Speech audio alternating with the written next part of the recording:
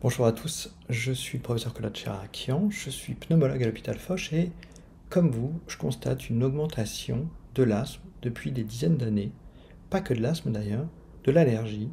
Je suis donc spécialisé dans l'asthme sévère et force est de constater que sa prévalence augmente. Aujourd'hui, il y a 4,5 millions d'asthmatiques en France et ça ne va que croissant. Alors, y a-t-il un effet de notre environnement? Aujourd'hui, je vais discuter avec vous de savoir s'il y a des bonnes et des mauvaises poussières à la maison. En clair, est-ce que la poussière c'est toujours mauvais? C'est souvent associé, vous savez, aux allergies aux acariens, ça fait éternuer les allergiques, mais est-ce qu'il n'y aurait pas de la bonne poussière? Et on va discuter de ça et de l'impact de l'environnement sur le développement des maladies respiratoires allergiques. Alors, pour revenir en arrière, une pneumologue, Erika von Mussius, avait montré qu'il y avait des différences de fréquence de l'asthme chez les populations jeunes asthmatiques d'Allemagne, à l'époque où l'Allemagne de l'Est et de l'Ouest étaient encore divisées en deux. Et elle avait dit, il y a moins d'asthme chez les petits Allemands de l'Est versus les Allemands de l'Ouest. Il doit y avoir des différences dans la façon dont ils sont élevés dans leur environnement qui favorisent la sortie de l'asthme. Et puis, elle avait remarqué qu'il y avait moins d'asthmatiques aussi chez les gens qui étaient élevés à la ferme. Et elle avait regardé dans l'air de la ferme ce qu'il y avait, et elle avait vu qu'il y avait plein de cochonneries. En réalité, des spores fongiques, donc des bouts de champignons, des bactéries, bref, plutôt des choses qui avaient l'air d'être à caractère infectieux. Et fort de ces informations, l'environnement ça compte pour le développement des maladies allergiques et la ferme ça a l'air d'être un environnement particulier pour protéger la sortie de l'asthme, aller plus loin. Et en fait, une idée géniale, c'est de prendre, un peu comme les petits Allemands de l'Est et de l'Ouest qu'elle avait étudiés à l'époque où ils vivaient pas dans les mêmes conditions, elle a pris des populations de même origine génétique, les Amish et les Utérites. On sait qu'ils ont vraiment une forte homologie en termes d'origine génétique, ce qui permet de s'affranchir des différences de réponse génétique qu'il y a d'un individu à l'autre. Et elle a regardé dans ces deux populations quelque chose qui était assez frappant, c'est que vous voyez que les Amish développent quasiment pas d'asthme. 5% chez eux d'asthme, c'est très rare. 20%, donc 4 fois plus quasiment, chez les Utérites. Et l'allergie, 30% d'allergiques chez les Utérites, alors qu'il y en a moins, voire très peu, chez les Amish. Qu'est-ce qui pouvait expliquer ces différences dans leur environnement? Elle s'est dit qu'il devait y avoir une clé pour essayer de comprendre quelle était la source protectrice ou aggravante d'un côté ou de l'autre de l'asthme et de l'allergie. Et en fait, elle a vérifié qu'effectivement, vous voyez ici, c'est une façon de répartir la diversité génétique et vous voyez que vraiment la population qu'elle étudie a vraiment des homologies génétiques importantes.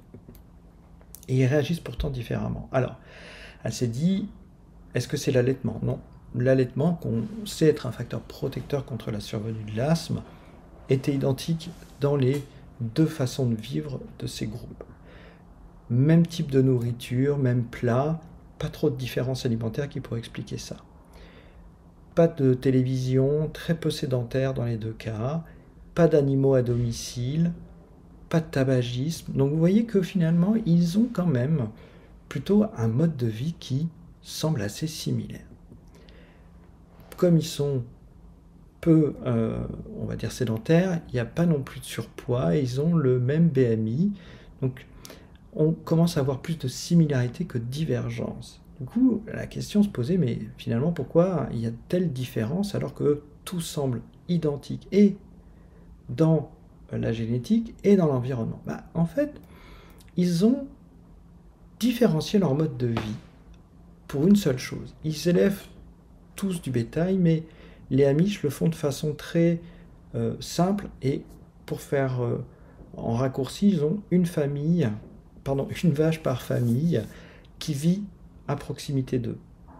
Et les Utérites, ils sont plutôt lancés dans l'élevage intensif, avec les bêtes qui sont réunies à un seul endroit et à distance des enfants et des femmes qui ne viennent pas travailler à proximité. Vous allez me dire, ok, qu'est-ce que vient faire la vache dans l'asthme et l'allergie? En fait, ils ont pris la poussière de maison. Et c'est là qu'on y vient. La poussière de maison chez les Utérites, qui vivent loin de l'étable, et chez les Amish, qui vivent à côté de leurs vaches. Et ils ont trouvé plus de LPS dans la maison et la poussière de maison des Amish. C'est quoi le LPS? Le LPS, c'est un bout de bactérie qu'on trouve dans la paroi des bactéries, qui est un fort stimulant d'un pôle de notre activité qui s'appelle l'immunité T1, qui nous protège contre les bactéries, les virus, et qui va à l'opposé du système immunitaire qui est plutôt un type de protection contre les parasites, qui est l'immunité T2, et qui est l'immunité qui est trop hypertrophiée chez les asthmatiques et les allergiques, comme si l'immunité T1 n'avait pas pu bien s'équilibrer, et finalement l'asthmatique et l'allergique réagissent à l'environnement avec une immunité T2 qui n'est plus adaptée parce qu'il n'y a pas de parasites dans l'environnement. Et le meilleur marqueur de trop d'activité T2, c'est l'élévation des éosinophiles dans le sang. En général, les éosinophiles, ils accompagnent l'allergie.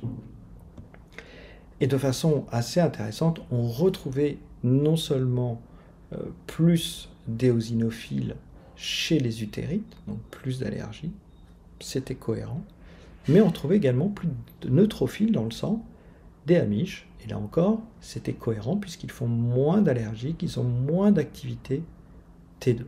Donc vous voyez que finalement cette poussière de maison était bien un stimulant de l'immunité. Chez les Amish, à proximité des vaches, plus de bactéries, plus de parois de bactéries, meilleur équilibre du système immunitaire.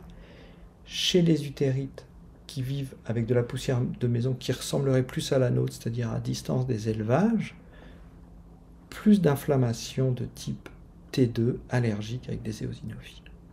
Mais ils ne sont pas arrêtés là dans ce papier, c'est là que c'est intéressant.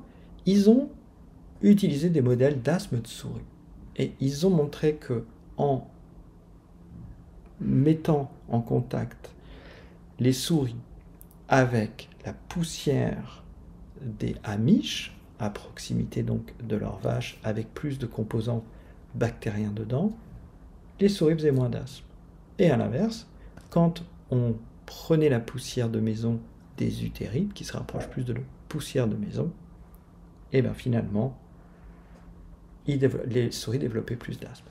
Donc aujourd'hui, dans les éléments qui contribuent à faire de l'asthme, on sait que vivre à la ferme est un facteur protecteur, et en particulier vivre dans une fratrie aussi est un facteur protecteur parce qu'il y a plus d'infections. Il faut que ces infections ne surviennent pas trop tôt parce qu'elles risquent sinon d'abîmer les poumons, mais finalement l'infection est plutôt bonne pour le développement et l'équilibre du système immunitaire. Alors, il ne faut pas revenir en arrière non plus, et il faut se souvenir que dans le monde, en dehors de nos pays, la première cause de mortalité infantile, c'est les infections. Mais aujourd'hui, probablement qu'il faudrait rééquilibrer un petit peu notre système immunitaire qui, pour le coup, n'est plus assez stimulé par un environnement qui contient des morceaux de bactéries. Par exemple, pour les animaux, on sait que mettre un chat à la maison avant l'arrivée des enfants, c'est un facteur protecteur parce que ça produit ce genre de substance aussi. À l'inverse, si vous le faites venir après la naissance de l'enfant, il risque plutôt d'aggraver les allergies et l'asthme. Donc, c'était le concept de poussière de maison revisité en disant finalement il y a de la bonne poussière et aujourd'hui nous on a plutôt de la mauvaise poussière dans nos maisons et ça favorise plutôt le développement des allergies. Voilà, c'était l'occasion de revenir un peu sur quelles sont les causes environnementales qui expliquent qu'aujourd'hui on est de plus en plus d'allergiques et d'asthmatiques.